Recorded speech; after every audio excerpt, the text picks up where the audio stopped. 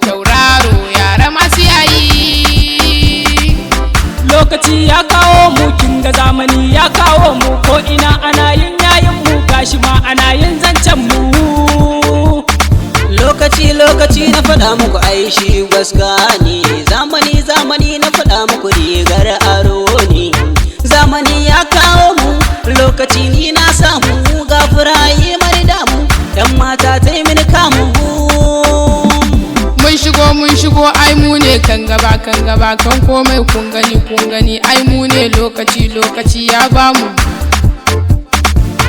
Yan kuɗi na sun zauna na sai gida na sai mota, gidan ku ko ba mai mota bale a sai mini Toyota.